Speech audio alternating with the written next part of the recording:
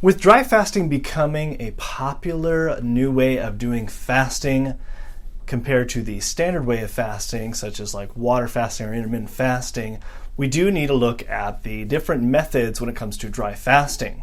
Now, scientists have been still wondering and pondering if dry fasting is a safe way because of the long-term adverse effects that could be arising when it comes to dry fasting, just not enough of science evidence out there when it comes to dry fasting.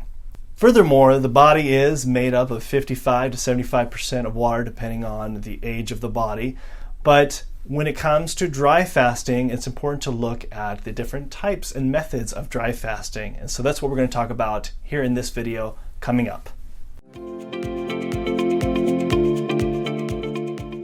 Hey, what's up, fasters? Dr. LeGrand here for another fasting video. If you have not subscribed to our channel, go ahead and hit that subscribe button so you don't miss out on any other future videos.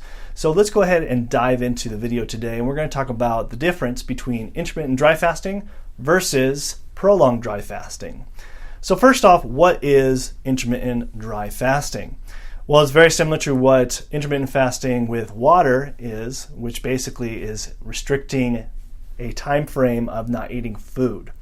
But with intermittent dry fasting, you're restricting both food and water. So for example, if you're trying to do a 20 and 4, you would restrict food and water for 20 hours or do the 16 and 8. Whereas prolonged dry fasting, that has to do with basically you are doing dry fasting where you're not having water or food for 24 plus hours. Now, for me personally, I only do probably about 36 to 40 hour dry fast at the most. I know there's a lot of people here in this community and a lot of people out there that do longer than that. I don't typically recommend that at all for anybody, just because of the possible dangers that can come with it. And especially for people who have a lot of different conditions and aren't experienced fasters, you have to be really careful when it comes to dry fasting. Now let's go ahead and compare the two between intermittent dry fasting and prolonged dry fasting, the pros and cons of both. With intermittent dry fasting, there is a lot of benefits that you can get from intermittent dry fasting where you're only fasting for 16 or 20 hours of doing dry fast versus trying to do a prolonged dry fast. And why I say this is because there has been shown in some studies, in fact a recent study that compared the two of both dry fasting intermittently as well as doing prolonged dry fasting and looking at how well you can lose weight. Now, I know losing weight with dry fasting is probably one of the last benefits that we look at when it comes to dry fasting because there's so many other great benefits when it comes to dry fasting. But they wanted to kind of compare it, do you lose more weight with prolonged fasting or intermittent fasting? And what they found at the end of the study is it didn't matter. It was the same. So just keeping that in mind, if you're trying to use dry fasting for losing weight, which personally I think water fasting is definitely a really good way to go, or intermittent fasting, especially if you have not done any kind of fasting before, start with that first. But it really doesn't matter between intermittent dry fasting or prolonged dry fasting. The other thing we have to look at is some of the things that we have to be concerned about specifically with prolonged dry fasting. One study took a group of people and looked at people who did prolonged dry fasting or they restricted water from their fast versus the other group that did a long fast with water and electrolytes.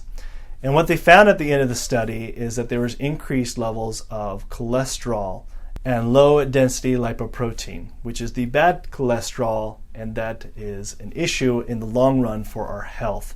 And this was only in the group that were doing dry fasting, prolonged dry fasting, where they're restricting water for too long, versus the group that were doing water fasting along with electrolytes didn't have any increased levels of cholesterol. Now, this is only a small study. I'm not saying that this is the case for everybody, but we should look into this to being careful when it comes to dry fasting, that there is a possibility of increased of cholesterol levels, especially if you deal with high cholesterol. It might be something you want to hold off until your cholesterol levels are at a better level. Another study that I do want to point out, and I know there's a lot of grief when it comes to the studies when it comes to Ramadan because of how they break their fast, break their dry fast. A lot of them break them improperly. But there is very scarce research when it comes to dry fasting, and there is something that we can see from a lot of these different Ramadan studies. But what they found from this is when they were testing them, they found that there was a reduction of tier proteins, lysozymes, which helps basically for our immune system, different types of enzymes such as alpha amylase and lactoferrin types of enzymes that were decreased during the prolonged dry fast, doing it for a month. Now I get it was still intermittently, but doing it that long every day may or may not be beneficial. Curious what you guys think with these kind of types of studies. Please leave that in the comments section below. What are your thoughts? What are some studies that you've seen as far as when it comes to dry fasting, specifically prolonged dry fasting? Because what I'm finding is that intermittent dry fasting seems to be a more beneficial way of practicing when it comes to dry fasting versus prolonged dry fasting. I know a lot of you, and especially a lot of us, we want to try to get the health benefits as fast as you can. Well, I'm here to tell you, just like with anything in life with health, there isn't just a quick fix. There isn't just a quick pill that you could just take and it fixes everything. And I feel like a lot of people who are trying to do dry fasting and doing prolonged dry fasting for too long can be doing a lot of damage to their body. I recommend that you need to start doing intermittent dry fasting, doing some water fasting, listening to your body. That's going to be the best way for the long run. Because again, there is not a whole lot of research when it comes to prolonged dry fasting. So we are not 100% sure if there is long-term side effects that could be detrimental to the body. That's why I'm very cautious, and that's why for myself included, and when I'm working with patients, is 36 hours to 48 hours at the most. People who do these 5, 7+ days of dry fasting, I get, just because you're able to do it, is it completely healthy for your body? Tough to say, but I'm really curious what you guys think as far as when it comes to prolonged fasting versus intermittent dry fasting. Please leave those in the comment section below. What are your thoughts? What are your opinions? I'm sure everybody in the community here would love to hear it.